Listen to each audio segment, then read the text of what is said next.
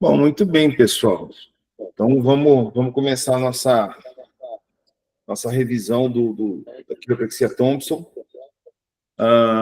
Você já sabe, tá gravando aí, né? Para o pessoal que não tiver, a gente vai subir no YouTube e mandar o link depois. E aí, antes, porque assim, ó, o que eu estou pensando é o seguinte: a gente vai passar a apostila, não a parte histórica, mas a parte já dos. Chega mais a parte da prática, né? Se tiver alguma dúvida, a gente vai conversando, vai falando. Mas, deixa eu fazer uma configuração diferente aqui. Acertou. E aí a ideia é que em qualquer momento vocês interrompam, façam pergunta, bem à vontade mesmo, né? Bem à vontade. E de antemão, se alguém já tem alguma dúvida, antes da gente começar, né? Alguma coisa para contar. Morreu algum paciente aí? Não? Não? Pô, essa turma aqui tá. Mais alguma dúvida antes de começar? Assim, morrer não morreu, mas eu tive uma paciente que ela passa comigo e ela passa junto com um amigo meu que é quiropraxista. Aí, não sei, coincidência ou não, eu fiz a avaliação dela com o Thompson, fiz os tratamentos que eu faço com ela e não falei nada. E ela voltou para fazer o ajuste com ele, que ela já estava precisando. Eu já tinha reparado que o quadril dela estava com um bloqueio, Certo. mas tentamos soltar lá, ela saiu do consultório se sentindo melhor, mas ela tinha um pontinho ali na sacro ilíaca que estava incomodando bastante. Sim. E na avaliação do Thompson dava para ver que o sacro dela estava para trás. Deu Deadfield positivo ou negativo, lembra? Deu negativo, acho que foi para o esquerdo, se eu não me engano. Qual que é Aí eu, o Deadfield é para a perna que está estendida, curta. Então, se a perna isso, direita está curta, estendida, então o Deadfield vai ser o da perna curta, seja positivo, seja negativo, tá? isso. E aí eu fiz o ajuste, eu estava até com a apostila no dia, como ela é minha amiga, eu Sim. podia usar mais à vontade. Eu fiz, mas ela saiu do consultório e eu fiquei sentindo que aquele quadril não estava legal ainda, não saiu do jeito que eu gostaria. Como ela ia passar nele, eu Sim. não fiquei tranquila porque eu ia entrar em contato com ele depois. E aí, depois que ele avaliou ela travou no dia seguinte do quadril. Ele falou que ela estava com tilt do quadril, justo no ponto que eu avaliei, e eu fiz o ajuste no consultório, e ele tentou ajustar no consultório dele também, o mesmo ponto, e não estava conseguindo. Ela travou esse lado Já do quadril. travou depois do atendimento do teu colega. É. No meu, ela saiu falando que o ponto que eu avaliei estava doloridinho, mas ela estava andando normal. Sim. Aí eu fiquei quieta, não falei nada, porque ela tinha que passar por ele de qualquer jeito. Ela passou por ele, e no dia seguinte ela me mandou mensagem, falou que o quadril dela travou e passou nele de novo, e ele falou que ela estava com um tilt de quadril. Acontece nas melhores famílias, né? Ela voltou a praticar corrida, então.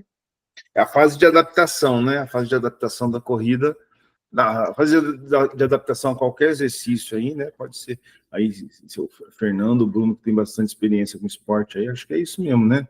No início, né? É um impacto maior, leva um tempo, né? Para as estruturas se adaptarem, mas faz parte. A quiropraxia vai ser o recovery, vai ser o que vai auxiliar essa essa recuperação, né? Essa adaptação à nova fase.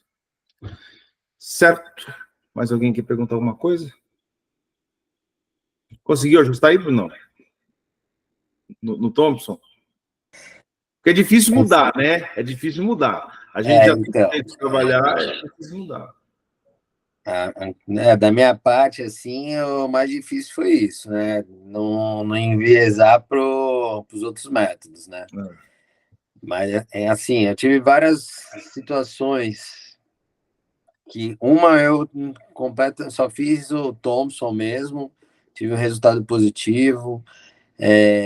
Situações que eu usava o Thompson, mas ainda não tinha um resultado, aí acabei usando outros métodos, né? E também aquela coisa de achar ali apareceu para mim na grande maioria a unilateral, né? Desarranjo? Oi? O desarranjo lateral relevante? Não, na cervical, no Thompson mesmo. Ah, tá. E aí fazia manipulação com a maca ali com drop, ajustava, dava ali negativo, negativava ali Igualava a perna? Igualava a perna, mas aí fica aquela sensação que tem que fazer mais coisas, sabe? Eu tenho a mesma coisa, cara. Eu tenho a mesma sensação. Na verdade, eu sempre completo, né? Mas às vezes, olha quanto que eu uso só o Thompson, né? Eu falei para vocês que a minha estratégia hoje, a primeira consulta é bem mais em conta, a avaliação, né? Eu fico só no Thompson para ver o que acontece, né? Porque a questão dessa primeira consulta, eu tenho que gerar um benefício para a pessoa voltar, mas se você resolver na primeira consulta, você não faz o programa de tratamento, que é bom para a gente e é bom para o paciente também. Isso daí eu tenho pacífico comigo. Antes eu queria, não, mas está só uma vez e pronto. Eu sei que é bom para ele também. Eu tive uma experiência interessante também, uma que o paciente não veio com a queixa, não veio se queixando, era mais um trabalho de manutenção, tudo. Na realidade, ele não me falou nada de uma queixa que ele tinha no ombro, e aí eu fiz e acabou, sem eu saber da queixa, tudo, ele acabou melhorando. Ah, mas isso é muito comum, cara. E aí ele falou, nossa, eu tava com uma dorzinha no ombro, não tava conseguindo levantar o ombro sem dor, e você fez aí, você nem mexeu no ombro e melhorou. Isso aí também achei interessante. Essa é a mágica da Quiro, né, cara? Porque o viés do fisioterapeuta não adianta. A gente quer saber qual é a patologia, fazer o sinal comparável, né? Mas a magia da Quiro é isso. Ela entra arrumando um monte de coisa que ele não sabe nem o que é e fica bom, né? Isso que é fantástico. Legal, e também a gente não fica muito ali, né? Talvez se ele chegasse para mim e falasse do ombro, eu ia ficar mais concentrado ali num trabalho específico e acabei ignorando um pouquinho o trabalho específico. Ignorando não, né? Acabei não sabendo e fiz o trabalho e ele se sentiu bem. E dá para colocar num atendimento de fisioterapia normal, sei lá, se atende em 40, 50, 60 minutos, vai gastar 5 minutos com o protocolo das regiões principais. Né? Ainda se for só aquela que é só o ajuste e já igualou, acabou, né? Não dá nem 5 minutos. Então, e você vai treinando, você mantém a prática, você vai gerar um benefício que muitas vezes a gente não vai saber nem qual é, mas você vai mantendo essa prática, né? Faz a avaliação da cervical, da pelve, né? Da LFIeld positivo e negativo. Aí o resto você quem sabe, né? Mas isso é muito rápido e muitas vezes a gente acelera a ideia, mesmo na quiropraxia clínica, como no Thompson, a físio que enroscou com alguma coisa, às vezes é alguma coisa daquilo que se você corrigir, pronto, né? E às vezes não, às vezes vai fazer aquilo, não vai fazer diferença nenhuma, é físio mesmo, né? Estabilização, né? Parte miofascial, tudo isso aí, né? Isso aí. Mais alguém quer comentar alguma coisa? Tranquilo? Então, vamos lá. Então, a gente vai fazer uma revisão de tudo, vai anotando tua dúvida aí, e aí a gente vai tirando assim que a gente dá um intervalinho, tá? Então, a história a gente já viu, né? Tá na apostila de vocês, essa daí a gente não precisa ficar muito tempo nela.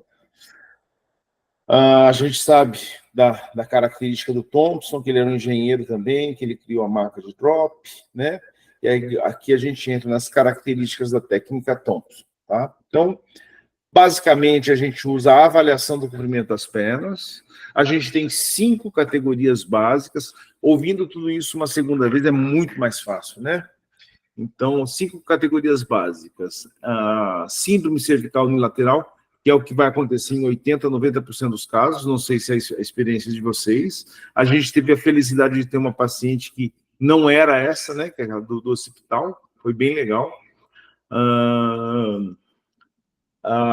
O Deerfield negativo, Deerfield positivo, síndrome cervical bilateral, que é o occipito antero-superior, né, que é essa que a gente teve lá, e o ex-Deerfield, que é mais raro ainda. A gente tem que pensar o ex-Deerfield como se fosse uma subluxação escondida, onde a gente precisa de um estresse adicional justamente para que ela se manifeste, para que ela apareça. Tá?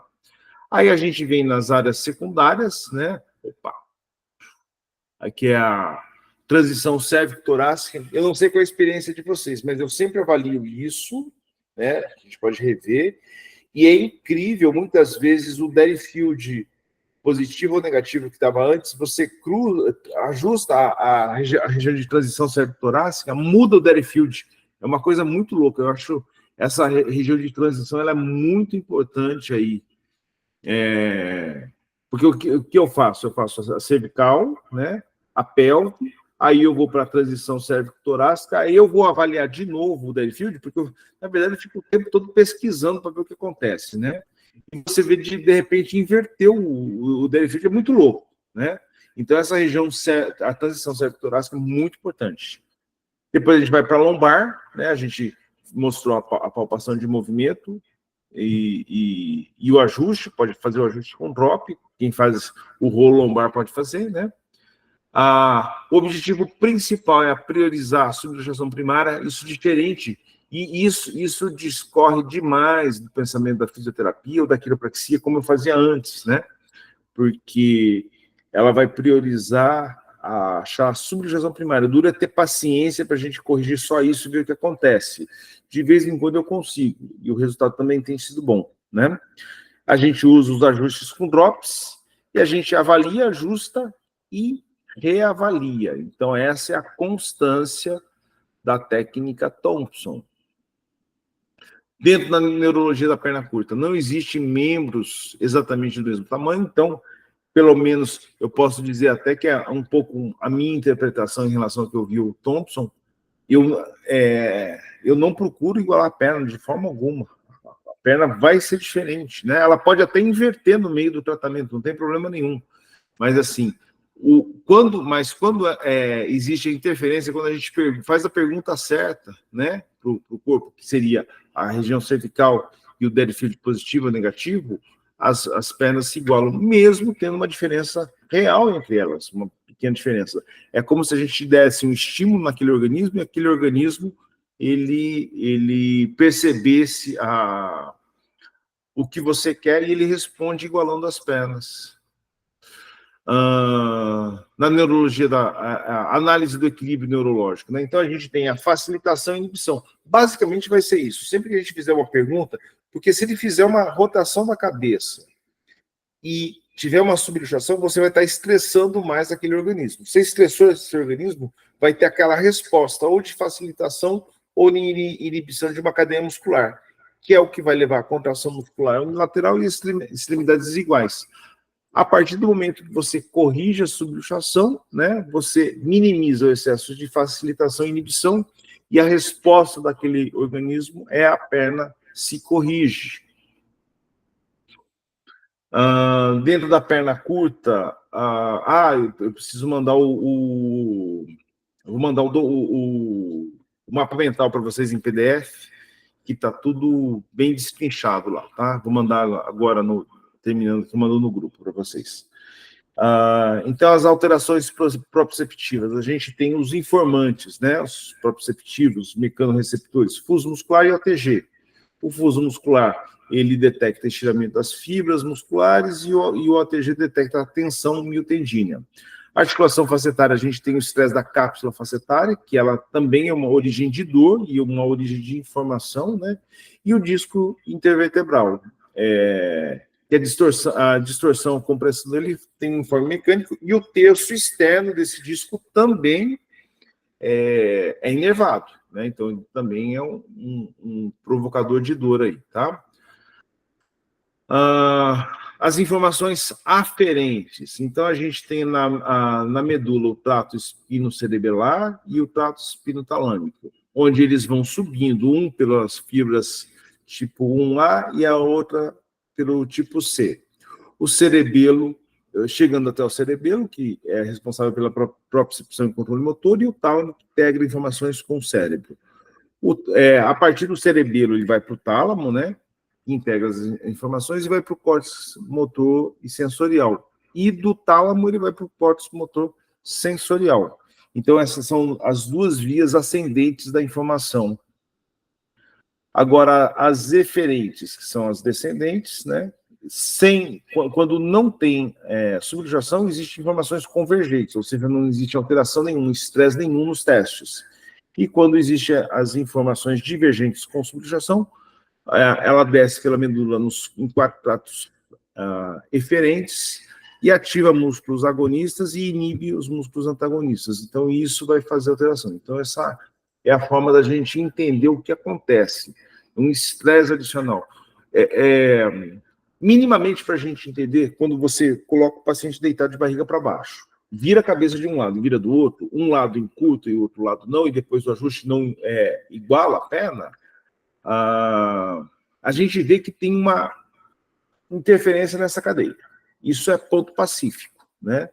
Então, isso não tem como a gente negar isso, que aconteça isso. E isso pode interferir em toda a sequência da estrutura. Então, procedimento para o leg check. Os drops têm que estar desativados, entrada com apoio dos joelhos na beira da maca antes de se deitar, o dorso do pé não toca a maca, o polegar no calcanhar, indicador e médio ao redor do maléolo lateral, elevar o apoio das tíbias 5 centímetros para diminuir a tensão dos discos tibiais. Você pode colocar um macarrão de piscina, mas, para ser sincero, eu não uso essa recomendação, não, e tem funcionado bem, né? Nunca as pernas devem se tocar, corrigir pé-tornozelo, com anular inversão, eversão, flexão plantar ou dorsal, ou seja, mantém a 90 graus o pé, como se estivesse em pé parado. Olhar em direção perpendicular aos calcanhares, avaliando a existência da diferença entre eles, anotar a referência da perna curta, pedir a rotação cervical esquerda e direita, anotando as alterações, e flexão dos joelhos 90 graus ou um pouco mais, corrigir o pé, né, o tornozelo, e anotar as alterações. Então, esse é o procedimento básico inicial. Eu não sei se vocês fazem, mas eu faço o leg check nas duas posições antes de começar a avaliação na cervical. Porque o tempo todo, eu pelo menos sou curioso, eu quero pesquisar o que vai acontecer, o que vai mudar naquele paciente, né? Então, essa é a entrada básica. As possibilidades possíveis do leg check: pernas iguais em extensão 20% dos casos, e pernas desiguais em extensão 80% dos casos. Esse é o pessoal do Thompson que passa a estatística para a gente. Não confiar no leg check quando existe uma história de fratura exposta ou mal consolidada, prótese de quadril ou joelho, mas olha, mas dá também, viu? Eu já fiz teste do leg check, fiz a palpação de movimento, que é para sacroiliaca, para pelve, né? Às vezes mesmo com prótese, mas é importante que se ponha formalmente uma contraindicação para não confiar no leg check, mas às vezes dá também. Artroses relevantes de quadril, joelho, tornozelo, né? Às vezes aquela artrose que realmente diminuiu muito o espaço, né? Aquela coisa mais avançada. Anomalias musculares, e na perna curta real, a gente tem que saber pelo teste. É basicamente escanometria, né? Esse teste clínico é muito difícil a gente conseguir identificar alguma coisa mesmo, tá? Então, basicamente, a escanometria é um exame acessível, e a gente tem um documento que prova isso ou aquilo, né? E aí a gente entra exatamente nas síndromes. Alguém quer perguntar alguma coisa até esse momento? Tranquilo? Então, vamos seguir. Então, olha só. Se você tiver com a sua apostila aí, para a gente relembrar. Então, aqui, que não saiu na impressão, né? Aqui a gente considera uma área primária, e aqui a gente está seguindo uma sequência de pernas desiguais. Então, é aquele paciente que deitou e a perna está diferente de um lado do outro, né? Síndrome cervical unilateral. Então, você vira... Então, as pernas estão desiguais. Isso a gente tem que lembrar, né? Então, rotação para a esquerda. As pernas, se as pernas ficarem iguais, você vai localizar o nódulo do lado direito da cervical e fazer o ajuste, né? Se mais de um nódulo, ajustar o mais inferior. Então, você virou o rosto para a esquerda, a perna igualou, você vai fazer a palpação do lado direito. Encontrou o nódulo, você vai colocar a região do segundo dedo em todo o arco posterior direito dessa vértebra, vai subir o drop, apoiar a mão sobre a cabeça, empurrar e fazer o impulso como se fosse uma rotação. Isso vai ser esquerda e para a direita. Alguma dúvida? Quer que mostre no esqueletinho? Tranquilo, pessoal?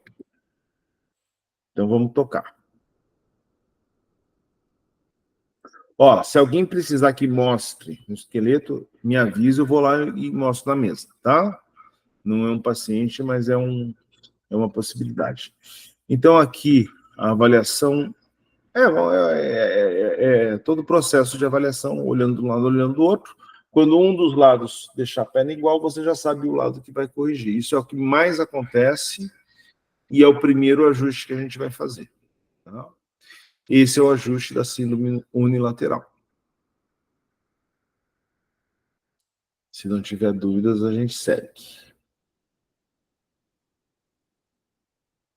Síndrome cervical Atlas, que é a mesma coisa dessa avaliação que a gente fez, só que você não localizou o nódulo, ou você achou que localizou. Isso aconteceu diversas vezes comigo. Eu acho que é aqui. Você vai lá, ajusta, e as pernas continuam desiguais. Tá? Ou seja, se isso acontecer, você fizer o ajuste onde você acha que era, o que acontece? Essa subluxação está em Atlas. Tá? Se ela está em Atlas, não vai ser da mesma forma. Então, olha só. Quando você olha para a esquerda, a subluxação está do lado direito, correto? Em Atlas vai ser a mesma coisa, só que o ajuste da síndrome cervical Atlas vai ser em decúbito lateral, como a gente está vendo nessa imagem aí. Tá? Então, o que vai acontecer? O paciente virou o rosto para a esquerda e igualou. Então, a subluxação está do lado direito. Para você ajustar o Atlas, você vai ter que colocar o lado direito para cima. Então, ele vai deitar de decúbito lateral, colocar a orelha esquerda na maca, no drop. Você vai vir com pisiforme no processo transverso de Atlas.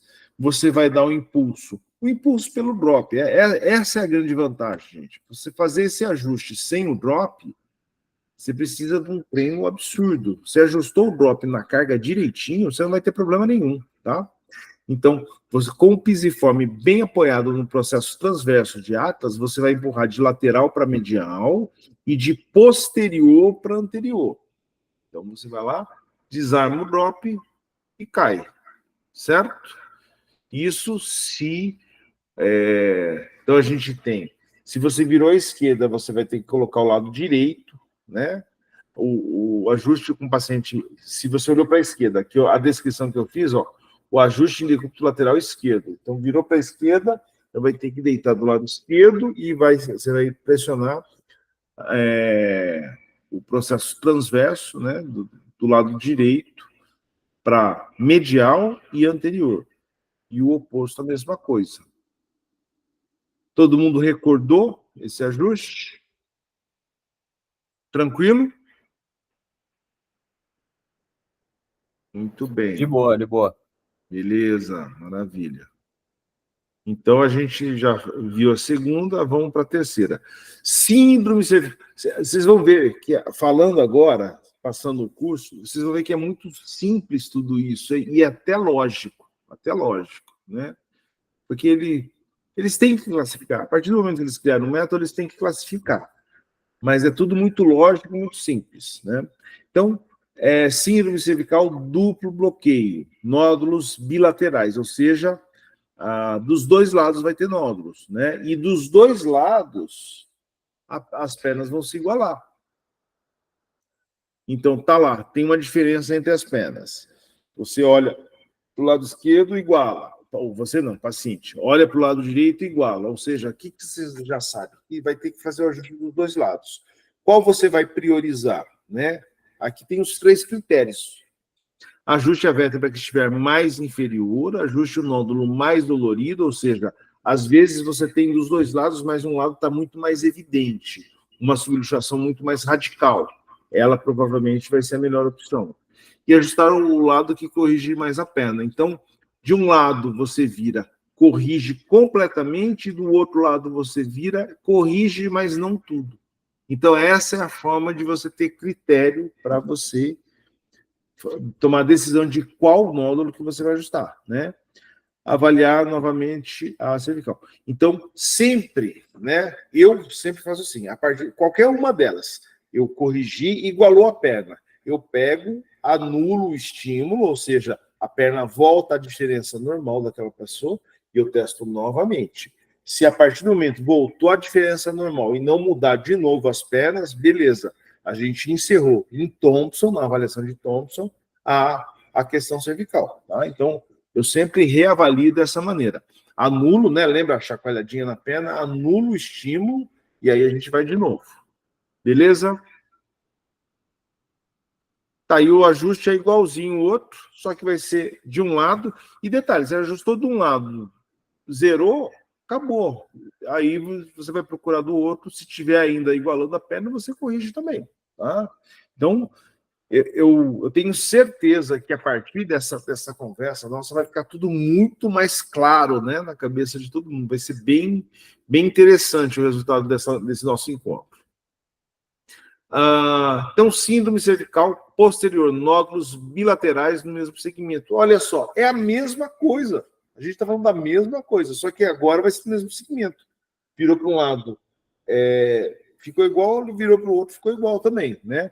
Então, a diferença vai ser a questão do ajuste. Então, lembra que na quiropraxia eles acreditam que sempre existe uma posteriorização dessa vértebra? Então, se quando você aperta um nódulo, é como se esse lado tivesse posterior, o lado direito posterior, ou esquerdo. Aí, nesse caso, é como se a vértebra toda tivesse vindo para posterior. Você tem um nódulo bilateral no mesmo segmento, ou seja, essa vértebra foi para trás, dentro da biomecânica, eles acreditam. Então, você vai colocar os dois dedos, pressionar o arco posterior e empurrar para frente. Então, dentro da estatística, do estudo deles, esse é o ajuste mais eficiente para esse caso. Se você fizer o ajuste unilateral dos dois lados, pode resolver? Claro que pode. Né? Claro que pode, mas aqui a gente está seguindo a diretriz do método, e é bem interessante quando isso acontece, que a gente vê como o método se comprovando. Eu adoro isso, né? Porque realmente é uma genialidade da criação disso, que quando a gente usa e dá certo, é uma coisa meio impressionante. Para mim é impressionante. Síndrome cervical C7T1, bloqueio em extensão, é a mesma coisa. Só que o segmento não vai ser no meio da cervical, vai ser entre C7 e T1. Olha só aqui, que beleza. Virou de um lado, as duas se igualam, virou do outro, as duas se igualam. Mesma coisa, né? A dor vai ser... o detalhe, que nessa síndrome C7T1, que muitas vezes isso acontece, as dores nos ombros, né? Como o Bruno falou lá, que poderia ter... Ou se é uma cervical baixa também, você pode ter dor no ombro por causa da cervical baixa, né? O nódulo que você achou de um lado só na cervical baixa. Então, ele vem acompanhado na síndrome cervical C7T1, que é o bloqueio em extensão, dor entre trapézios, escápulas e na flexão e extensão cervical. Então, é a pessoa que tem isso aqui pesado, né? O processo espinhoso C7 tem muito próximos, isso eu acho meio relativo a gente avaliar, porque a gente sabe que não existe uma coerência na projeção do processo espinhoso, mas está aí para a gente entender.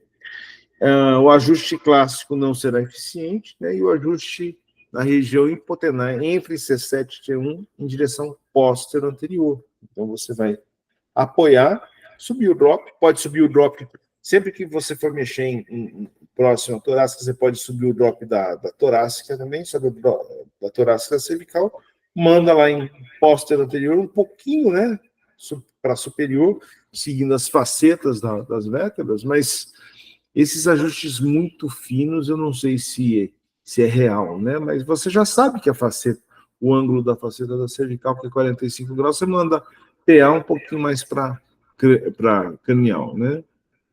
Então, essa síndrome cervical C7T1. Tudo pernas desiguais. E aí a gente entra na síndrome cervical sobrecompensado. Lembrando que aí a gente vai ter o envolvimento da primeira costela. Você nunca vai fazer o diagnóstico, a percepção disso numa primeira consulta. Na verdade, você só vai conseguir perceber mesmo se você realmente registrar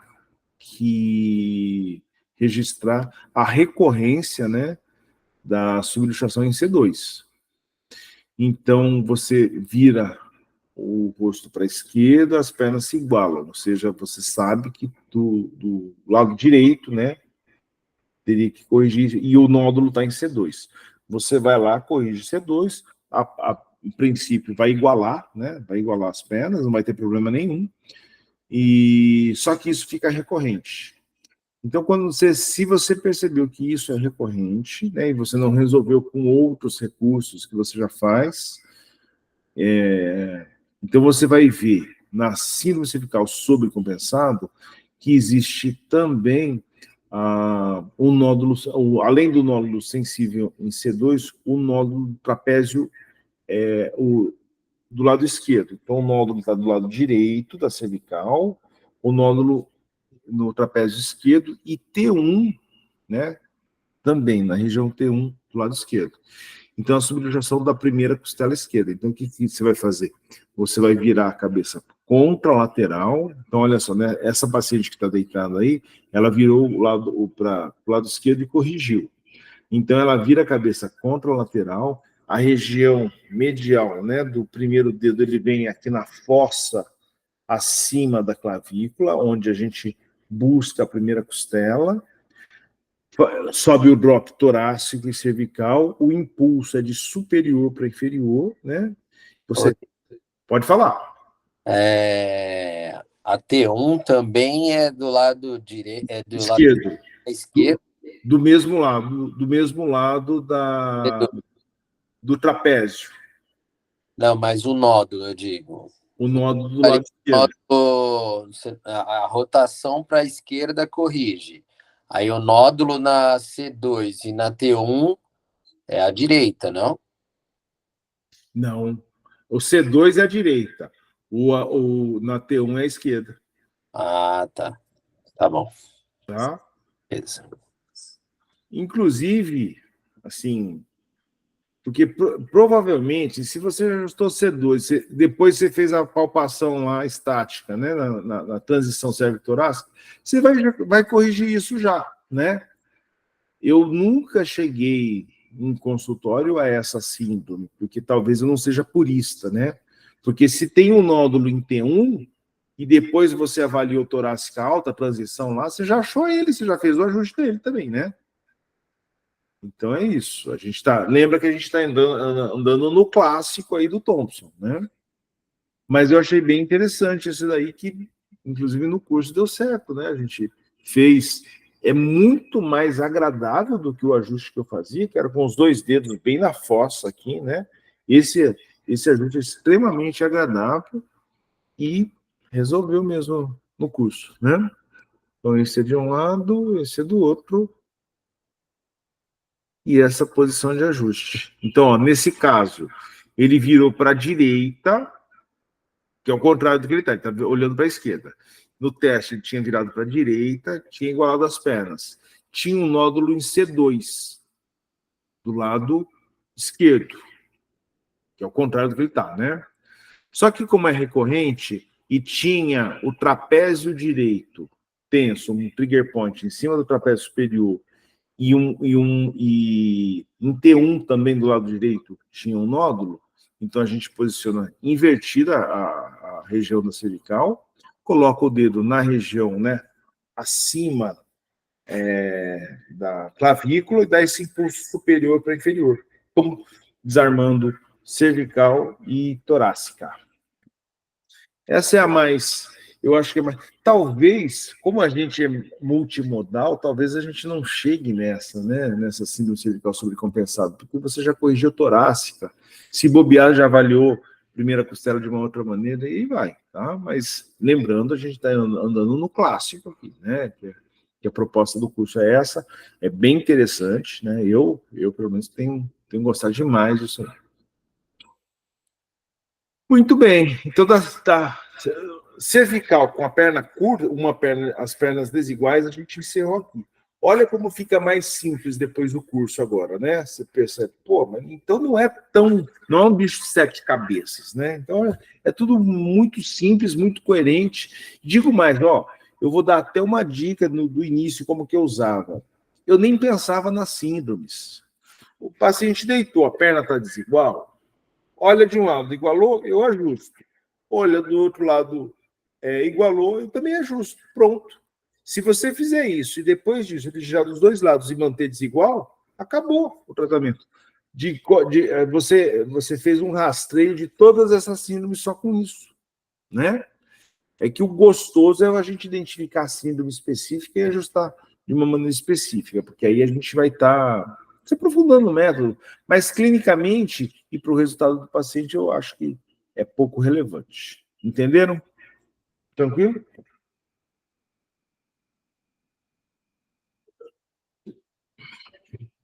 Então, agora a gente vai para o Deerfield negativo. Então, presente em 80% dos casos.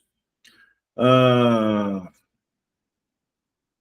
rotação esquerda e direita não igualam as pernas, ou seja, a gente já fez o rastreio da cervical, tá certo? Então, a gente está nesse momento, raramente já aconteceu de paciente chegar, olhar para um lado para o outro, não tem nada na cervical, né?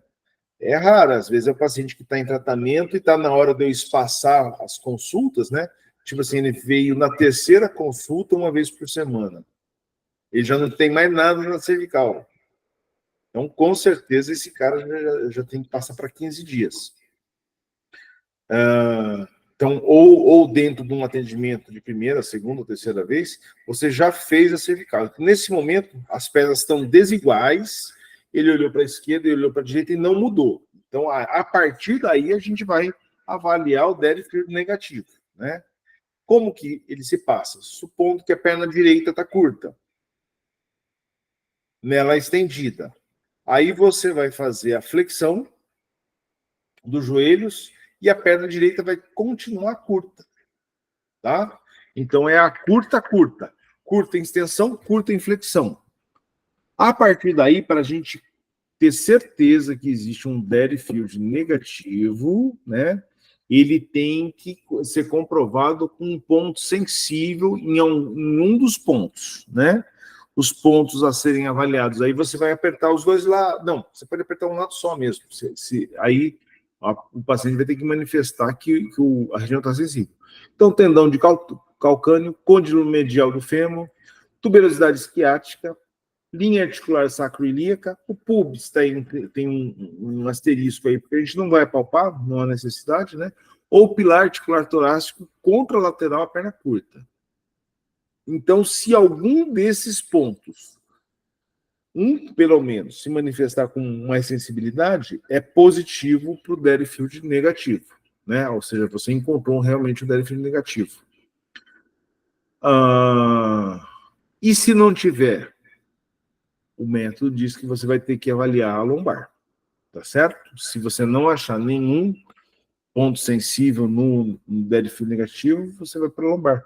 Mas se você ajustar também não vai estragar nada, né? Aí você vai ajustar o ilíaco da perna curta, né, pela tuberosidade esquiática na direção inferior superior e o sacro pelo ápice na direção posterior. Vamos ver aqui.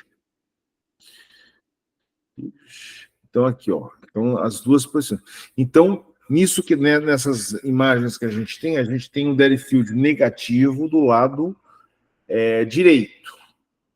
E aqui eu preciso manifestar uma falha que eu fiz com vocês em termos da posicionamento da perna no segundo ajuste. Mas, se você não cruzar a perna, também funciona, tá? Mas aí a gente saiu do clássico. Então, olha só.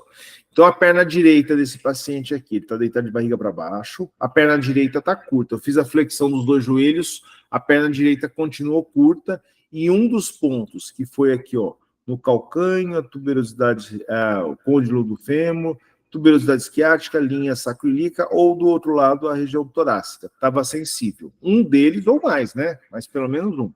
Então, o que eu fiz? O ajuste. Lembrando, olha nessa imagem aqui da pelve, o sacro está inclinado para o lado direito. Então, a gente vai subir o sacro pelo ilíaco. Então, é um impulso de inferior para superior, bem cranial mesmo esse impulso, onde a gente vai subir o sacro. A partir daí, esse é o primeiro ajuste. O segundo ajuste vai ser no sacro, com o pisiforme nessa posição. Olha aqui, ó. A minha mão esquerda está na crista ilíaca para estabilizar a pelve, mas aqui está fazendo a minha mão direita. Meu pisiforme está bem aqui, ó, no ápice do sacro, contra a lateral da derifilde negativa, ou seja, do lado esquerdo. É uma pressão perpendicular, né, de posterior para anterior, onde eu vou estar movimentando esse sacro. Então, se eu abaixo o ápice inferior esquerdo, eu subo a base superior direita. Certo? Então, essa é a avaliação e o ajuste do Deadfield negativo. Alguém quer comentar, quer perguntar alguma coisa?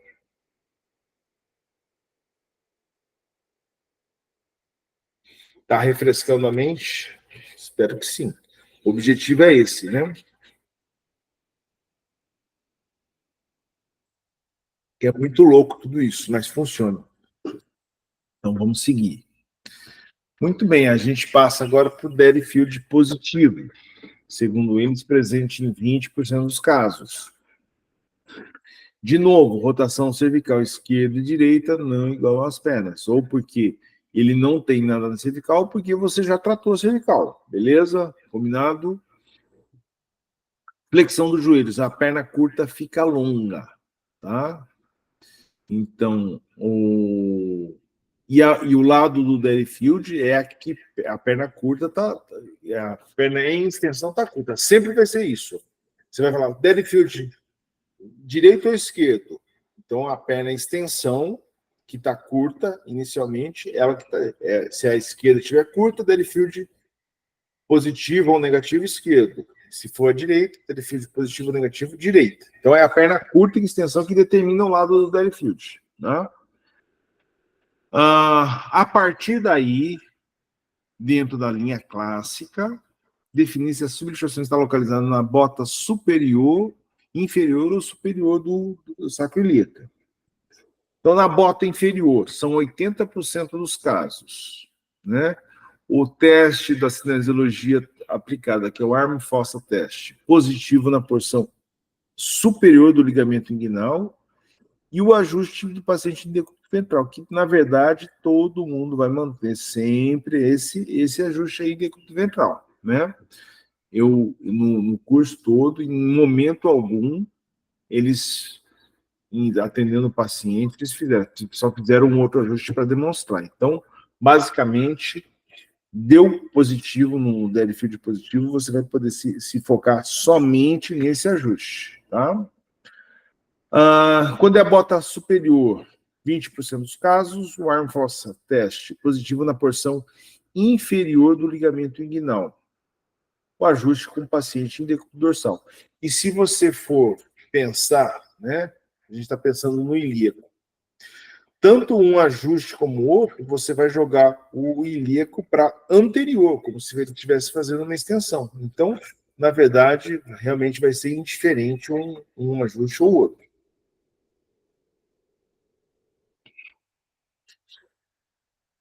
Está aqui a bota superior e a bota inferior. De qualquer maneira, essas setas não seriam impulso. Olha só. Aqui é o ajuste com o paciente em decúbito ventral. A gente vai pegar a espinha ilíaca posterior superior e empurrar para frente. Então, a gente vai jogar esse ilíaco para frente. E aqui a gente vai pegar mais ou menos o grande trocânter, que também a gente vai jogar o ilíaco para frente. Então, vocês estão vendo que é a mesma direção que a gente vai fazer vai fazer o outro. Tá? Então, Deadfield positivo é curta, longa. O Arm Force Test, você vai colocar os 2 dedos na região inguinal. Inguinal vai ser assim, bem acima da crista ilíaca, indo na direção do pubis. Ele meio que segue a crista ilíaca anterior aqui, tá? E aí você primeiro faz um teste de força, né? Você vê a força normal, e aí você faz a localização. Põe a parte mais superior e mais inferior do ligamento. No ponto que você tocar, que o braço ficar fraco, que ele desarmar, aí você fez a localização, tá? Na localização aqui da subluxação na parte inferior da bota, que é o falso Derifield positivo, que eles chamam, a localização vai ser na parte inferior do ligamento inguinal. E na subluxação da parte superior da bota, que eles chamam de Derifield positivo, que é o mais frequente, 80%, a localização vai ser na parte superior do ligamento inguinal. Então, o Arm Force Test é o lado da perna curta, que você vai estar em extensão, né? Na porção superior do ligamento, que eles chamam de verdadeiro, que é 80% dos casos, porque ele é mais inervado, né? E o ajuste acontece em plano, de barriga para baixo. E no ligamento inferior, na porção inferior do ligamento, que é o falso, que é menos inervado, o ajuste superior da bota superior, 20% dos casos, nos casos de pubalgia, né? Onde se você for pensar bem, você está jogando o pubis lá para posterior, né? É como se o pubis estivesse anterior, você jogou para posterior. Mas se você sabe avaliar de outra maneira, o pubis também funciona bem, né?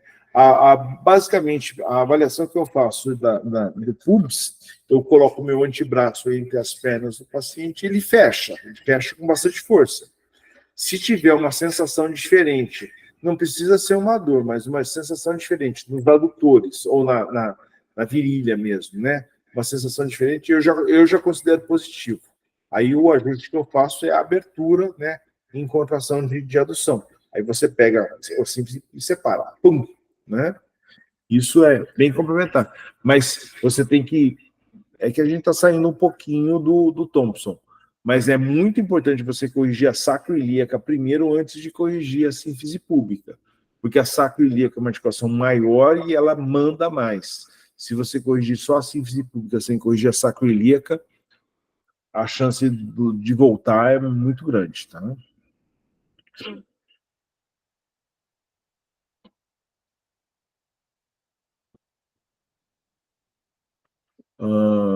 Então, aí estão os ajustes, basicamente é o ajuste do lado esquerdo que a gente vai fazer, tá? Jogando o ilíaco para anterior, e aqui também, ó, no quadril, no grande trocante, jogando o ilíaco para anterior também, tá? Então, basicamente, eu só uso esse ajuste, já avaliei com a palpação de movimento após e funciona bem, tá? Esse aqui eu não uso, mas faz parte do ensino clássico aqui, tá?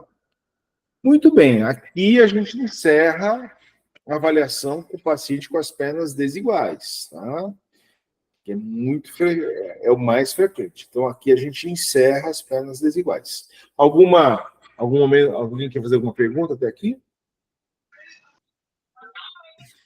Professor, esse ajuste do Derifield positivo, que faz o Arm Force Test, foi o que você fez na sala de aula com a nossa colega, não foi? Eu não vou lembrar, mas eu acredito que sim. Não, é que teve uma colega nossa que você fez, eu acho que esse daí foi o que fez o ajuste dela mesmo. É que Ele não é não frequente lembro de da aula, sim, mas vamos tentar lembrar. O positivo, ele não tem muita frequência de acontecer. Ou... Não, o Derifield positivo é assim, ó, vamos separar as coisas. Uma coisa é o Derifield positivo, que é a perna curta e longa. Isso acontece, eles falam que é 20%. Para mim, acontece até mais que 20%. Mas a outra coisa é você fazer a variação dos dois ajustes. Vocês estão vendo a tela agora, não? Da apresentação? Então, aí você tem a parte onde esse ajuste do lado esquerdo é o que eu sempre faço. Eu não faço o ajuste do outro ajuste. Então, na verdade, você pode esquecer esse ajuste aqui, onde o paciente está em decúbito dorsal. Você pode até inicialmente pular. Só eu mesmo, eu particularmente, porque assim, eu estou experimentando cada vez mais o método Thompson, né? E eu ainda não parti para consultório testar a diferença de uma e de outra.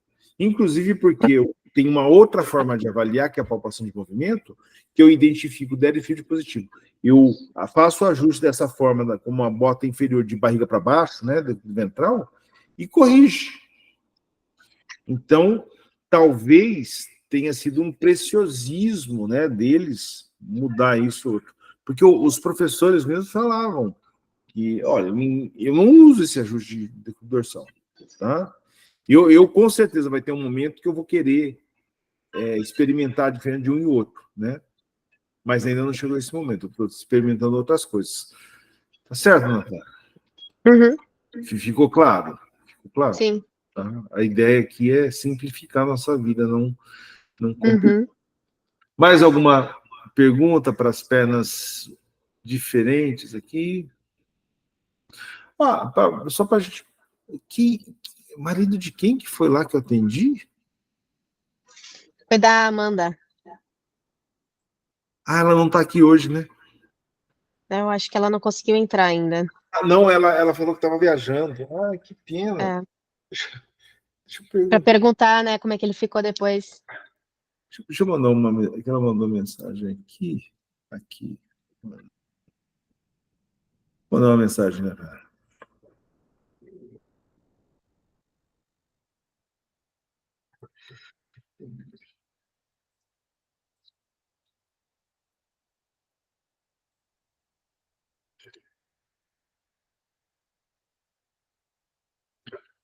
Mandei mensagem agora, vou ver se ela responde antes do final, daí a gente... Paula, quer fazer pergunta? Eu trabalho com a Amanda e o Felipe, o esposo dela. Sim, ó, pronto. Na segunda-feira, ela falou que os formigamentos dele, que eram muito frequentes, diminuíram bastante de frequência, né? Ele já saía do carro com o formigamento. E aí, ela disse que depois do ajuste, ele veio ter o formigamento uma vez 24 horas depois. Então, era assim, todas as vezes que ele sentava e levantava do carro, ele tinha o formigamento. Depois do ajuste, ele ficou 24 horas sem ter o formigamento. Aí depois eu não perguntei mais, mas pelo menos naquele primeiro momento ele ficou 24 horas sem ter o formigamento. É que 24 horas é pouco, né? O que a gente quer é resultado duradouro, né? Mas, assim, é significativo, né?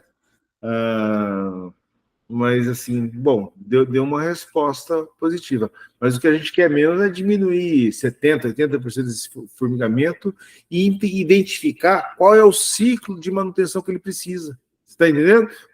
Ele deve estar ótimo. Ele deve estar ótimo. Ele foi saltar de paraquedas hoje. Foi saltar de paraquedas? Olha aí, Ele está muito bem, né? Realmente. Eu não tenho essa coragem, não. Eu acho que ele está bem. Mas, pensando clinicamente nesse caso, né? Por exemplo, o que eu queria, se ele fosse meu cliente? Eu queria achar qual é o ciclo que ele precisa. Primeiro, entender qual é o máximo que a gente conseguiu no caso dele, né? Então, ele viria depois de uma semana, se estivesse melhor depois de 15 dias, identificar. Está sempre progredindo. Aí chegou uma hora... Assim, eu não vou dar dados, porque a gente não tem como mais uma suposição. Você está avaliando o quanto frequente está o formigamento. Mas aí tem 3 formigamentos na semana, 4 formigamentos na semana, e aí parou de melhorar. Aí a gente começa a espaçar essas sessões, né? Uma vez por mês, uma vez a cada 2 meses. E aí, a hora que ele perceber que começou a aumentar o formigamento, a gente encurta de novo o período.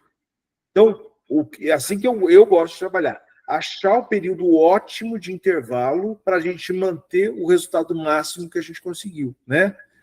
Quem dera conseguir dizer que ficou 100%, né? Sem dor, e volta só quando começar a formigar de novo. E aí eu coloco como teto 3 meses, né? Mas aí, ó, uma boa notícia. Mas foi pular de paraquedas, não tá ruim não, né? Não tá ruim não. Certo, gente? Tudo bem? Vocês querem tomar uma água? Tá tranquilo? Então tá bom. Se precisar do intervalinho, é só falar, tá? A gente tá com uma hora.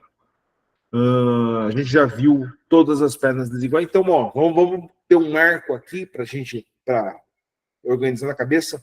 As pernas desiguais a gente já resolveu, né?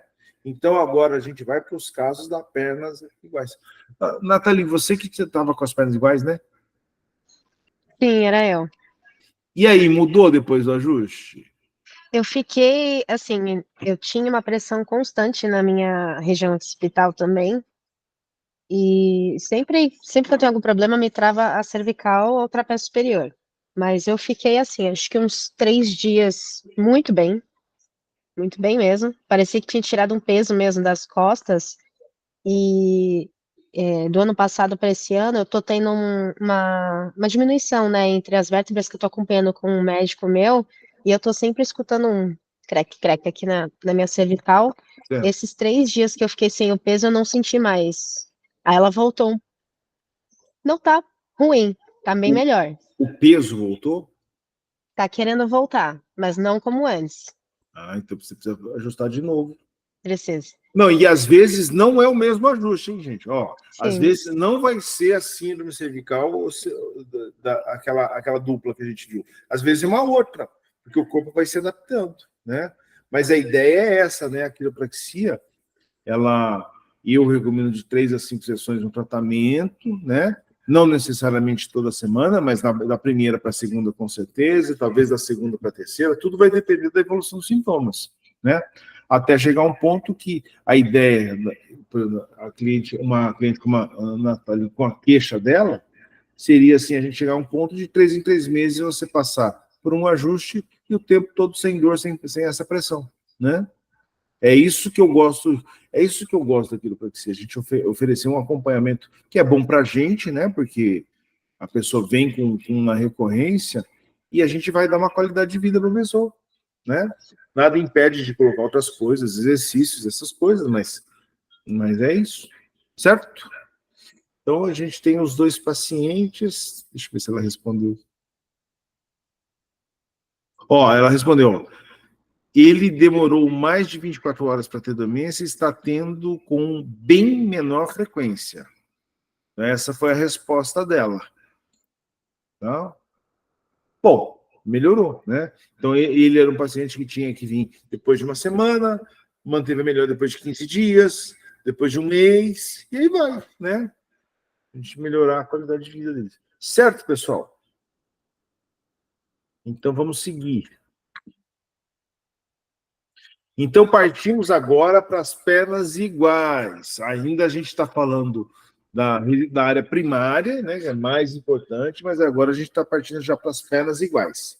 Então, síndrome cervical bilateral occipital. Rotação para a esquerda, a perna esquerda fica curta. Rotação para a direita, a perna direita fica curta. Então, o occipital ele está antero-superior. Ele foi para frente e para cima.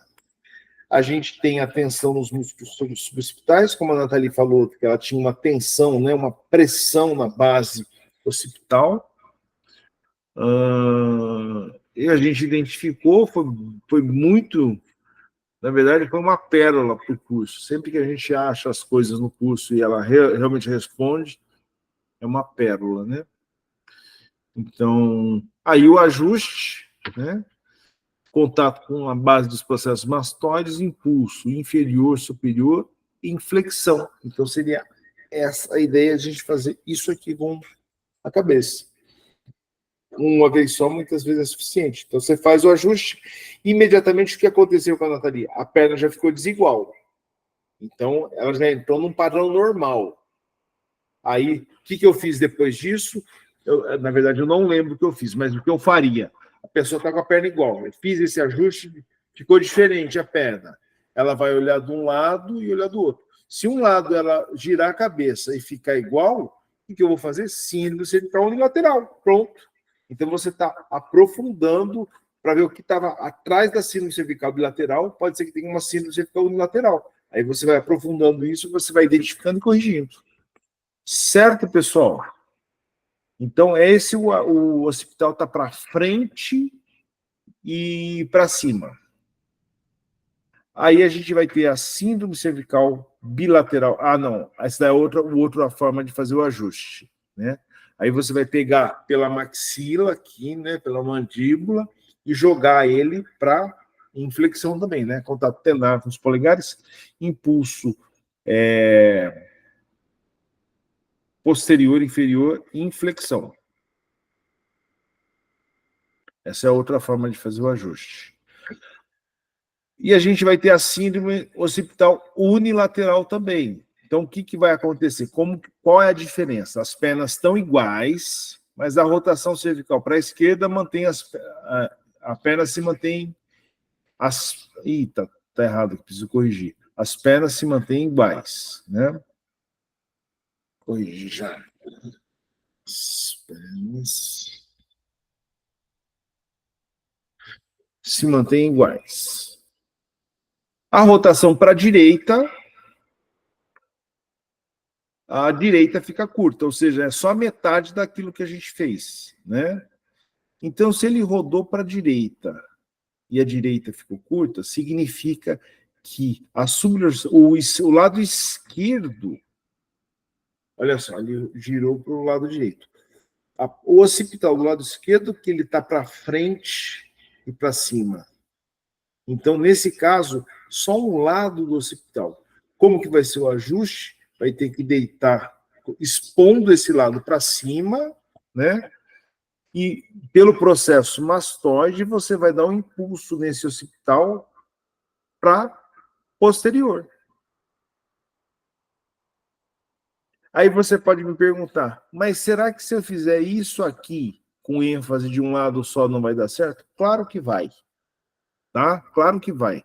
Você pode pegar, se estiver só do lado direito, você faz com as duas mãos e faz de um lado só. Mas dentro do clássico, você vai fazer esse ajuste, certo? Então, a síndrome occipital, tanto bilateral como unilateral, você pode ajustar da mesma forma? Pode, isso eu tenho certeza, né? Mas dentro do clássico vai ser esse, vai deitar, vai virar a cabeça para o lado oposto, que a perna encurtou, né? Vai, pelo processo mastoide, pisiforme, você vai empurrar de anterior para posterior, exatamente. O processo mastoide é uma proeminência do occipital que vai jogar para posterior. Certo, pessoal? Aí, depois disso, o que você faz? Alinha a cabeça, né? A perna, geralmente, ela pode apresentar uma diferença já, né? Ou pode continuar igual e você vai virar para um lado, virar para o outro, e ela não vai mudar. Tá? Eu acho mais raro isso acontecer. Mas o mais comum é, depois que você fez esse ajuste, a perna apresenta uma diferença, aí você vai procurar de novo se existe uma síndrome cervical unilateral. Certo? Síndrome cervical, síndrome occipital posterior. Aí é o oposto. O occipital foi para trás, tá? A avaliação, rotação cervical para a esquerda, a perna direita fica curta. Então, vocês estão vendo que é o inverso da outra, tá? Você olhou para a esquerda, a direita fica curta. Para a direita, a esquerda ficou curta, tá? Então, a outra, quando o occipital está anterior, você vira para a esquerda, a perna esquerda fica curta. Essa aqui é o contrário, você vira para a esquerda, a direita fica curta. Então, síndrome occipital posterior. O ajuste vai ser o seguinte: você pode criar outro ajuste? Pode criar outro ajuste, mas como que eles fazem aqui? Para o lado, aí você põe o paciente de barriga para cima, né, do dorsal. Você vai ver qual lado que roda mais a cabeça.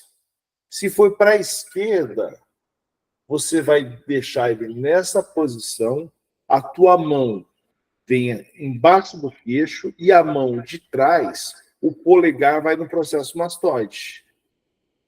Você vai subir o drop, pode ser o torácica alta e a cervical. Nessa posição você vai levar no limite, você vai cair tudo, pum, empurrando. Então, o ajuste vai ser unilateral, apesar de estar os dois lados para posterior.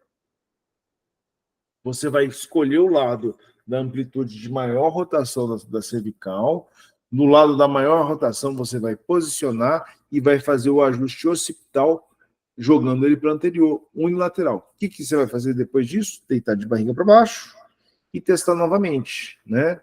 Se ainda apresentar de uma maneira unilateral, não está, essa síndrome occipital posterior unilateral não existe. Mas numa lógica básica, pode acontecer que você ajustou de um lado só. Então, a gente está raciocinando em cima do método, tá certo?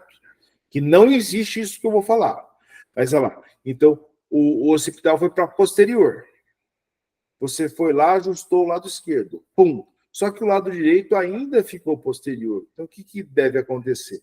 Você vai virar para o lado esquerdo, vai continuar igual. Para o lado direito vai ficar igual. Para o lado esquerdo, o lado direito vai encurtar. Então, se houver alguma alteração ainda depois disso, você fez o ajuste, a perna continua igual. E aí não foi dos dois lados que alterou, você tem o outro lado do occipital ainda preso. O que você vai fazer? Repetir o ajuste do outro lado. Agora a gente extrapolou os slides porque extrapolou o método, mas todo mundo conseguiu entender? Senão eu repito. Se estiver todo mundo junto, eu sigo. Senão a gente... Não, acho melhor repetir, só para dar um... Não, é porque assim, isso aqui é um nó, viu? Vocês acham que eu consegui entender isso logo depois do curso? Nossa! Não, isso daí você tem que ficar remoendo. Então vamos lá, ó. Vamos junto aqui. Deixa eu pegar.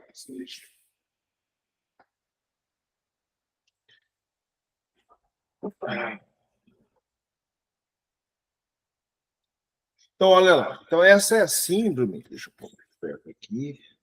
Que o occipital veio para trás. Beleza? Tá? Veio para trás. Então, como que é a avaliação desse paciente? Ele olhou para o lado esquerdo, a perna direita ficou curta. Ele olhou para o lado direito, a perna esquerda ficou curta. Então, aí, a gente já diagnosticou síndrome occipital posterior. Como que eles orientam para você fazer o ajuste? Vai deitar de barriga para cima, ele vai olhar para um lado e para o outro. Ele rodou mais para o lado esquerdo, ficou mais fácil. Eu vou posicionar com a mão no queixo e o outro polegar no processo mastoide. Vamos ver se dá para mostrar aqui. Testar isso aqui.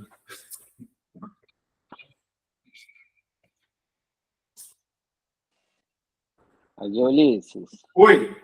Se eu fizer o ajuste bilateral, também funciona, né?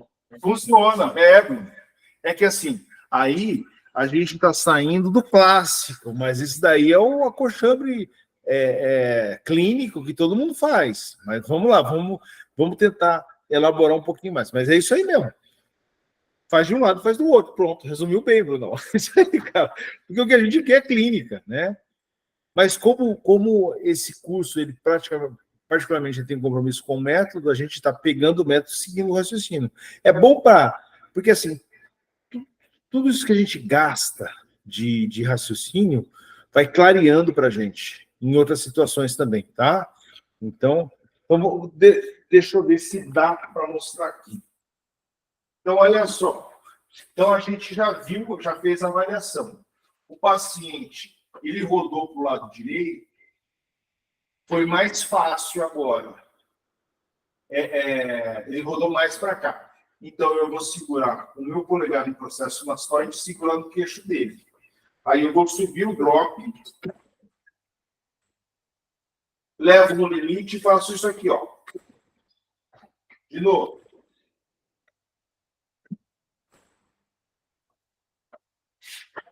Deu para ver? Hã? Deu para ver, não? Eu estou curioso. Não deu para ver nada. Não deu para entender nada?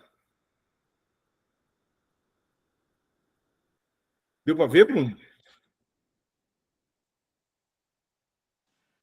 Na realidade, eu não vi porque eu tô no celular e eu não vi a câmera que tu tava. Ah, não, entendi. Peraí. Aí foi falha minha.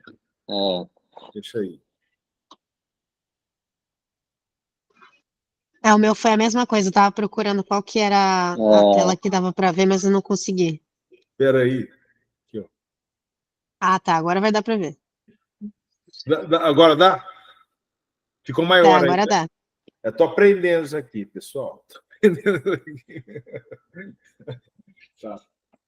Então, olha lá. Então, a gente já viu que ele olhou para a direita, a perna esquerda ficou curta. Olhou para a esquerda, a perna direita ficou curta. Então, ele tentou de barriga para cima. O teste... Ulisses. Pode falar. Ajusta um pouquinho, tá pegando, não tá centralizado, eu não tô conseguindo enxergar. Mais para baixo. Para baixo. Para baixo. Aí. Foi? Foi. Beleza. Então, vai lá. Então, aí o paciente olhou para a esquerda e olhou para a direita. A amplitude maior da rotação dele foi para a direita. Então, é para cá que eu vou ajustar. O meu polegar ele vem no processo mastoide e a outra mão vem no queixo. Deu para ver? Deu ou não? Deu sim. Beleza. Vai me falando aí para ver se está certo. Então, olha só. Aí eu subo o drop de Camargo nessa posição. Eu levo na rotação máxima, caio o meu corpo no drop para usar o impulso do drop e empurrar o occipital dela. Seria isso.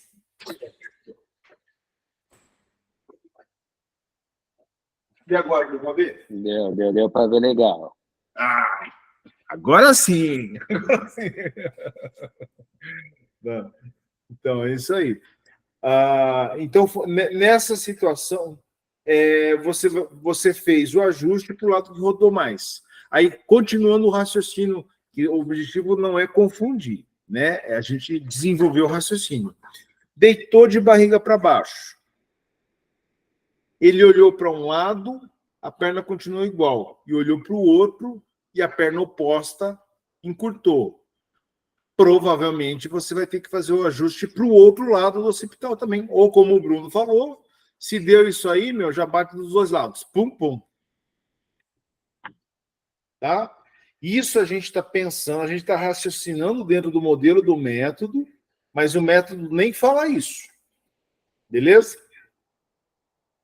Tá bom? Podemos seguir?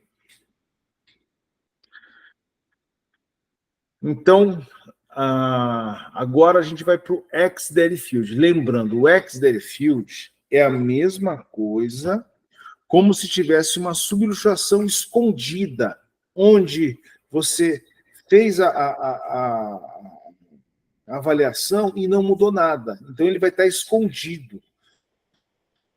E partindo do princípio que as pernas estão iguais, hein? Então, vamos lá. X-Daddy Field. Casos excepcionais, rotação cervical para a esquerda, as pernas não se alteram, mantêm iguais, né, em extensão. Rotação para a direita, as pernas não se alteram, mantêm iguais. Ou seja, você já ajustou a cervical, né? Não, você ajustou a cervical, não. O paciente deitou de barriga para baixo e as pernas estão iguais. Ele olhou de um lado, olhou para o outro, não mudou nada. Ou seja, existe uma subluxação aí que está escondida. Aí, qual o próximo passo? Então, a perna está igual, olhou de um lado, olhou do outro, nada de mudar. Então, o que você vai fazer? Você vai fazer a flexão. A partir daí, na flexão das pernas, vai ter uma diferença de uma perna para outra. Então, tem uma perna curta e uma perna longa. Aí, é como se essa flexão de joelho fosse o necessário para expor a resposta desse organismo para uma subluxação que está escondida. Então, a partir daí, você já sabe como funciona. seria o seguinte: existem duas possibilidades. Quando o paciente, na síndrome cervical, como que é? A pessoa deitou, a perna está diferente, não está diferente? Isso. Agora, ela vai estar diferente, só que dobrada. Então, a partir do momento que a perna está em flexão, existe uma diferença, se ele olhar para a esquerda, não mudar, e olhar para a direita, igualar, a gente sabe que vai fazer um ajuste da síndrome cervical unilateral. Correto? Então, desiguais. Olhou de um lado e olhou do outro, igualou, só que você palpou, não tem nódulo nenhum, você vai fazer o ajuste de atlas em decúbito lateral. Perna está desigual. Olhou de um lado, igualou. Olhou do outro, igualou também. E os nódulos estão dos dois lados em ramos diferentes. Então, você vai ajustar primeiro o nódulo mais baixo e reavaliar. A síndrome cervical posterior. Os dois nódulos na mesma região. Então, qual é o diagnóstico? A perna está dobrada. Olhou para um lado, igualou. Olhou para o outro, igualou também. Né? Aí você vai pegar no mesmo segmento aquele ajuste bilateral de posterior para anterior. O C7 é a mesma coisa, igualou, só que aí o ajuste vai ser entre C7 e T1 com a região hipotenar. E aí o que vai acontecer depois do ajuste? Vai estar deitado igual, vai dobrar, vai continuar igual. Ou sobrecompensado. Vocês estão entendendo que é a mesma coisa que avaliar a cervical, só que ao invés da perna estendida vai ser a perna flexionada? Deu para entender isso, pessoal? Então, é uma síndrome cervical, se isso acontecer, que ela está escondida, você não conseguiu achar ela. E com a flexão do joelho, o sistema ficou mais sensível para perceber essa alteração. É esse o raciocínio que a gente tem que ter. Tá? Então, o Exner Field é uma subluxação escondida. Beleza? E qual a outra opção? Então, você está igual, você dobrou, está diferente. Então, na flexão, ela ficou curta. A única possibilidade que a gente vai testar se é o Derifield negativo. Como seria o Derifield negativo? Você vai voltar a perna. Na perna que ficou curta em flexão, você vai testar os pontos sensíveis. Se tiver um daqueles pontos sensíveis, deu positivo para Derifield negativo. Você vai fazer o ajuste subindo o ilíaco e corrigindo o sacro. E se deu o Derifield negativo e não tem ponto sensível, aí você vai avaliar e corrigir a lombar. Que nó, né? Eu sempre pergunto, como que o cara descobriu isso? Meu Deus do céu. Mas é incrível. Olha, eu realmente estou bem contente aí com a experiência que a gente está tendo, que eu estou passando para vocês. Está bem legal. E aí o Exner Field é isso. Seria o ajuste cervical ou o ajuste do Derifield negativo. Alguma dúvida nos Derifields aqui? Podemos seguir? Só para recordar, o cabeludo já passou, né? O que é cabeludo já passou. Então, agora... Deixa eu fechar aqui para ver vocês. Então, agora a gente não tem mais a complexidade da avaliação específica de Thompson. A gente mantém o método de Thompson dentro da diretriz dele. Alguma coisa usando outras avaliações, que não faz parte da perna curta, você já faz com palpação de movimento, palpação estática, qualquer coisa assim, que é de uma outra dimensão, de uma outra forma da gente estar fazendo isso. Dúvidas até aqui? Está claro que o pior já passou, o mais complexo? E se você conseguiu rever isso e o pior já passou, está ótimo. Você já fez um refresco na sua mente, você vai rever essas informações. O vídeo, né, vai ficar salvo, depois eu vou passar para vocês. Vocês só precisam depois, eu vou mandar um recado lá no grupo, precisa do e-mail para mim colocar no YouTube para você poder acessar pelo login que você faz no YouTube. Então é isso. Então agora a gente vai para a parte mais simples. Se não tem dúvida, deixa eu pegar o restinho de água. Então a gente vai seguir.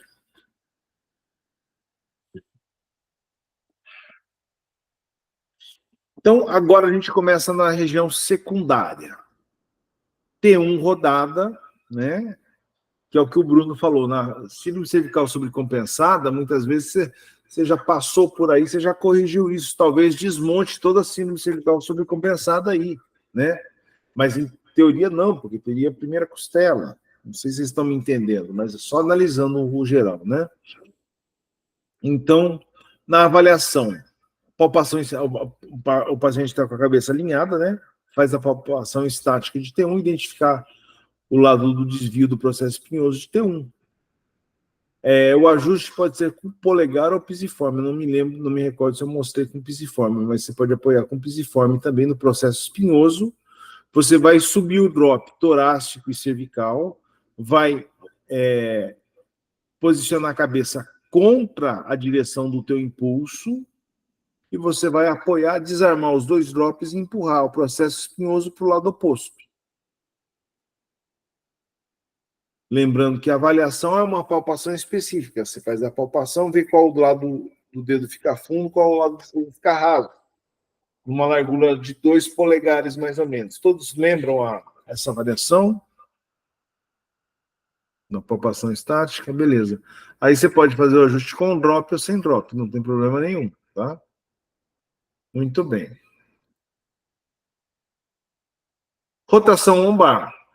Avaliar a rotação lombar, né? Lembrando que você vai chegar na necessidade de avaliar a rotação lombar quando tiver um Deadfield negativo, sem ao menos um ponto sensível,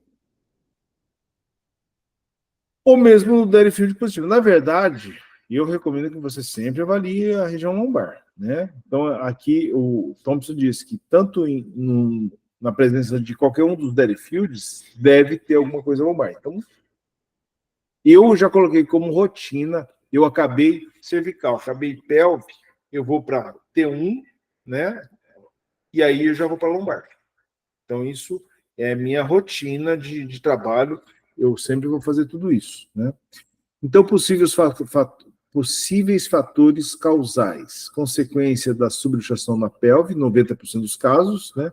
Subluxação realmente lombar, pela tensão muscular contralateral à rotação, aumento do espaço entre os processos espinhosos e sensibilidade entre os processos espinhosos. Isso são indícios de que existe uma subluxação na lombar. E aí existe a possibilidade da hiperatividade do psoas também, avaliar pela sensibilidade do hálux e a diferença da extensão de membros superiores entre os dedos médios. Isso a gente vai falar mais para frente. Então, aí o Thompson ele faz esse ajuste aí montado na maca, né? Eu já prefiro esse ajuste com o paciente na maca e eu fora. A gente avalia na rotação com o polegar e substitui o polegar pelo pisiforme. E aí manda ver, né? Gente grande não dá para ser. Ou você pode deitar de barriga para baixo também, aqui eu não tenho imagem, mas de barriga para baixo usando o drop com pisiforme de um lado só e jogar ele em rotação. Certo, pessoal? Ainda a área secundária, o L5 sacro agudo. Não tem uma avaliação, tá? Então, quais são as características, os indícios para fazer isso? Marcha antálgica mantendo flexão lombar, dor local em L5, não é possível avaliar pelo leg check, aquela pessoa que está travada em flexão mesmo, né? Se você, muitas vezes, você vai ter que colocar até travesseiro para ela conseguir deitar de barriga para baixo, né? A teoria desse caso, que é L5 está posterior inferior, e o ajuste com calcanhar da mão no sacro, né? E na espinhosa de L5. Então, você vai fazer um impulso abrindo as duas mãos, como a gente está vendo aí, empurrando o sacro para baixo e L5 para cima, certo? Então, esse é é a avaliação das características que o paciente apresenta e a forma de ajustar. Com drop, sem drop, né? Lógico que o método foi feito por drop, né? Mas se você não tiver o drop ainda, não tem problema nenhum. Você faz adaptação. Espondilolistese. Essas observações são muito importantes. Só ajustar após todas as outras estarem ajustadas. Ou seja, você não vai imediatamente usar o ajuste da espondilolistese. Isso vai ser só no final, depois de 1, 2, 3 sessões, que você sabe que a pessoa tem espondilolistese e a progressão não foi tão boa, né? Não ajustar se não apresentar sintomas decorrentes da espondilolistese. Na verdade, isso não tem como a gente avaliar. É bem difícil isso. Nunca ajustar nos graus 3 e 4, nunca ajustar numa gestante e nunca ajustar na presença de um aneurisma aórtico. Então, essa é a indicação do ajuste, o posicionamento para a espondilolistese, dorsal, né, flexão dos joelhos, apoiando o pé na maca, sobe o drop da pelve, os 2 calcanhares da mão na direção do ilipsoas, e você solta o drop. Pum! Certo? Então, esse é o ajuste para os casos que apresentam espondilolistese. Psoas hiperativas. Lembrando que o psoas está amarrado na lombar. Se você tiver um mais rígido que o outro, você pode estar atrapalhando a biomecânica da lombar, né? Então, avaliação. O lado da sensibilidade do hálux, isso eu já fiz algumas vezes em consultório e realmente bate, tá? Ou a medição superior do dedo médio do lado mais curto. Teve casos que não teve a sensibilidade no hálux, eu medi o braço, teve diferença, eu fiz o ajuste e igualou os braços, tá? Então, a gente, de alguma maneira, ele realmente faz um estímulo na região de psoas e você relaxa ele, mesmo sem a sensibilidade no hálux. O posicionamento, né? Então, lembrando, da espinha ilíaca anterosuperior para o umbigo, no meio do caminho, você coloca o pisiforme na região anterior, direção antero-posterior, sobe o drop e desarma com o ajuste. Aí o posicionamento.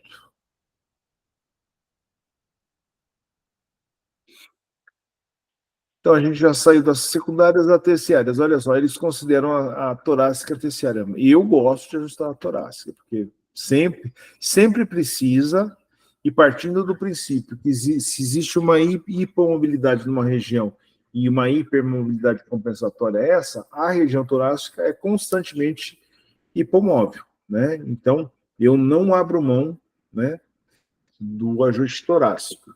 E dentro das avaliações, no resumo final, eles fazem somente um ajuste. A coxinha de galinha, né, a região tenar em adução, né, ele faz sentado na maca. Lembra que eu mostrei para vocês o paciente em decúbito dorsal, com os braços cruzados, a pelve relaxada. Você puxa ele e aí você faz a palpação do pilar articular do lado que está mais alto. Você achou uma posterioridade do que é? Um nódulo rígido, né? Você localizou, você põe a região tenar em adução e contração sobre a região, faz a descarga de peso na direção da sua mão e você vai fazer o ajuste. Eu acho que todos lembram disso, né? Então, paciente, a avaliação, né, com a palpação, ele sentado, mas deitado fica melhor. O ajuste, paciente em decúbito dorsal, braços cruzados à frente, região tenar na mão do terapeuta sobre a região a ser ajustada e body drop ou queda de corpo. Pode usar o drop, pode não usar, tanto faz. Aí a gente entra nos movimentos de limpeza, rotação do sacro. Então a gente faz aquele teste, né, de estabilização do sacro e pede a extensão da perna. Então, sem dobrar o joelho, a extensão exclusivamente do quadril. Então, estabilizar o ápice sacral com a mão, solicitar a extensão do quadril esquerdo e depois direito, identificar o lado de menor amplitude. Para o lado de menor extensão do quadril, a base sacral está para inferior e este mesmo lado do ápice para o lado oposto. Então, essa avaliação e é esse o ajuste. Acho que eu vou mostrar lá no esqueletinho.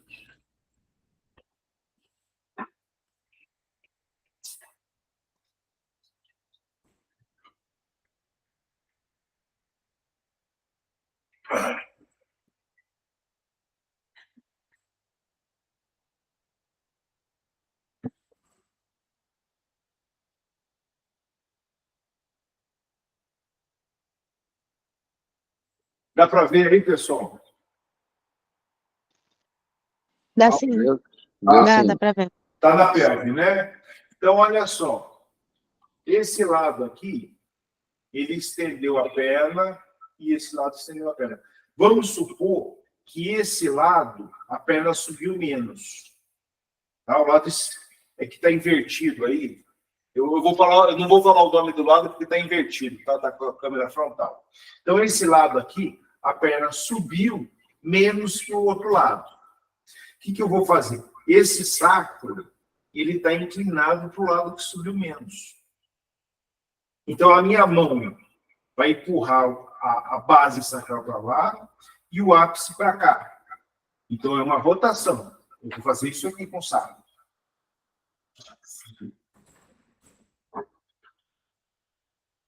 Não vou soltar o pé, senão não vai dar, não tem peso nenhum. Então, mas basicamente, eu empurro. Se essa perna do lado de cá subiu menos, eu suponho que o sacro inclinou para cá. Eu vou colocar minha mão e empurrar a base sacral para lá e o ápice para cá. Eu vou rodar ele. Então, eu vou fazer esse movimento aqui. Deu para entender? Ficou claro, pessoal? Deu sim. Maravilha.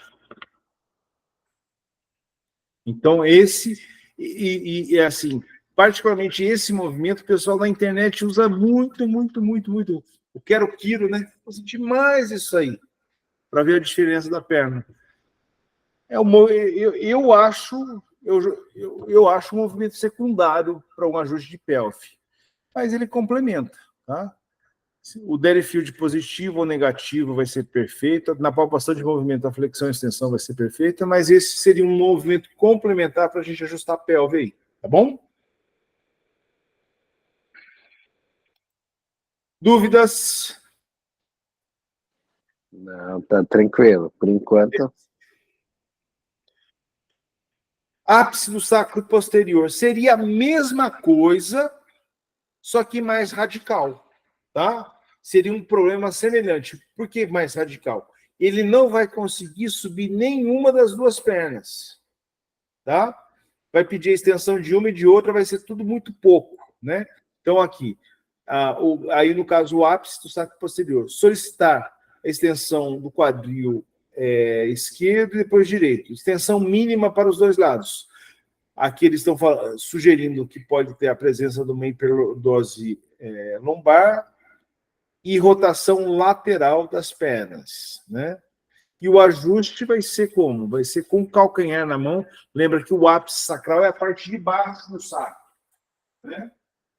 Então, o ápice sacral, eu vou colocar meu calcanhar da mão e fazer uma pressão de posterior para anterior. Certo? Tranquilo, pessoal? Muito bom. Então, ápice do sacro posterior. Isquio posterior. Isso é verdade, isso acontece bastante, tá? Esse isquio posterior eu avalio de uma outra maneira, mas dá para avaliar dessa maneira também. Então, sempre que tiver, você corrigir um Derifield negativo, você vai fazer a palpação na tensão muscular da panturrilha bilateral, né? Para que isso seja coerente com a informação, do lado do Derifield negativo, essa panturrilha vai estar mais sensível. Você vai apertar um lado e o outro e vai ver que ela está mais sensível. Aí o ajuste vai ser exatamente o pisiforme na tuberosidade esquiática, fazendo uma pressão de posterior para anterior. Fazendo um ajuste. Como se fosse para quem fez a quiropraxia clínica, uma flexão sacroiliaca. Você vai jogar o ilíaco a tuberosidade para anterior, fazendo uma flexão, né? Jogando o ilíaco para posterior. Então, o ajuste pisiforme na tuberosidade isquiática em direção póstero-anterior. Tranquilo?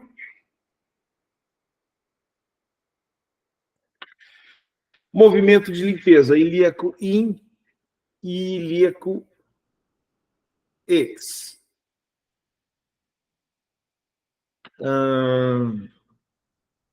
No ilíaco in, aí é a descrição que eles fazem aqui para definição. Não existe.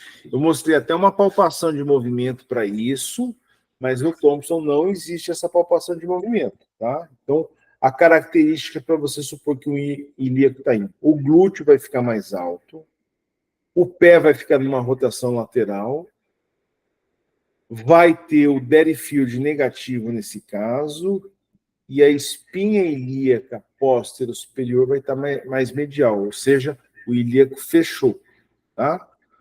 Então, o ajuste pisiforme na porção medial da espinha ilíaca póstero superior, impulso da direção lateral, ou seja, aqui o ilíaco direito do paciente, ele correu para o meio. O que eu estou fazendo? Estou empurrando ele para o lado. Esse é o ilíaco in. Ilíaco ex. Glúteo mais alto, pé na rotação medial, espinha ilíaca mais para lateral. Então, esse ilíaco, ele correu para fora. O que eu estou fazendo? Empurrando ele para dentro, para medial. Pisiforme na porção lateral da espinha ilíaca superior, impulso na direção lateral medial. Usando drop ou não, dá para fazer sem drop também, tá? E, por último, o ajuste de Cox, né? Lembrando, Cox, a pessoa vem com uma história, tem um raio-x que identifica, um deslocamento para anterior desse Cox, e esse ajuste, ele é praticamente uma tensão de tecidos, onde você vai descer sua mão, a região hipotenar, vai puxar de baixo para cima, puxando todo o tecido, né? Com o drop vai dar um impulso cranial, para você puxar esse tecido e puxar o Cox. Esse é o último, então.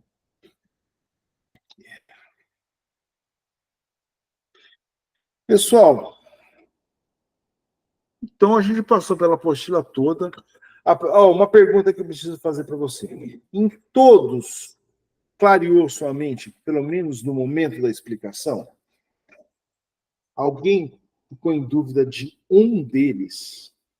Porque, olha só, a gente está abrindo uma janela de recordação. E isso é o que acontece. Todo o processo de aprendizagem é esse mesmo, né? A gente abriu uma janela onde, nesse momento, está fresquinho na sua cabeça. Se você fez a anotação, você vai pensar sobre isso, né?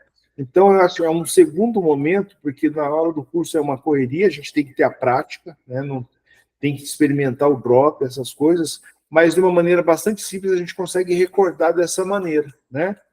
Então, eu queria, antes da gente continuar, se tem um item que não ficou claro, que aí a gente volta para ele. Ficou razoavelmente claro? Tá. A habilidade manual com o drop é extremamente fácil de ser treinada.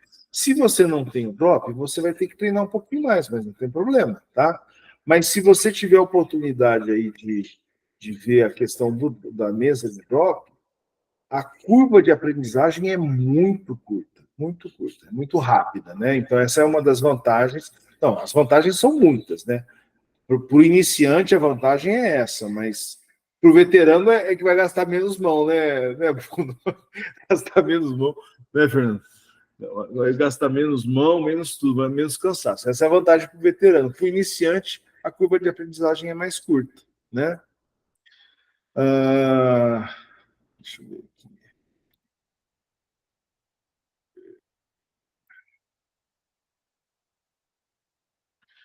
Então, a curva de aprendizagem é mais curta.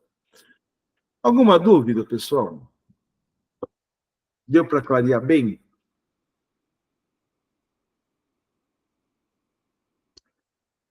Bom, a gente tem o grupo.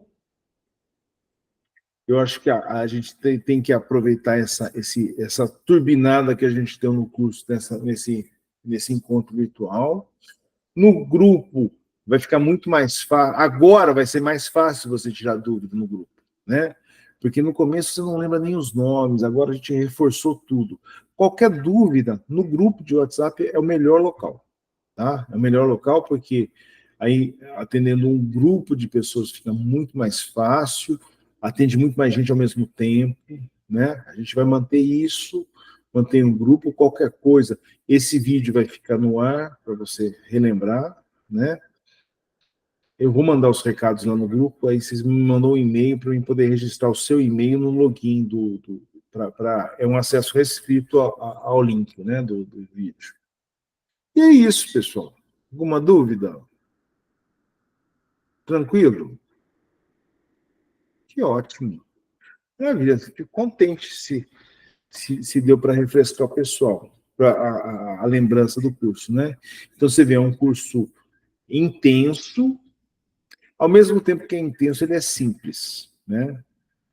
E ele é totalmente, ele contrasta demais com a questão do pensamento da fisioterapia, ele é convergente com a quiropraxia, mas vale a pena experimentar, porque eu estou tendo bons resultados, né? É uma avaliação rápida. Bom, tudo isso a gente falou no curso. Cada um tem um modelo de negócio que você pode implementar isso de uma maneira. E outra, quem tem medo de quiropraxia, você não precisa nem falar que é quiropraxia, né? Na mesa do nosso. Não, eu estou falando aqui. Tem gente que tem medo, né?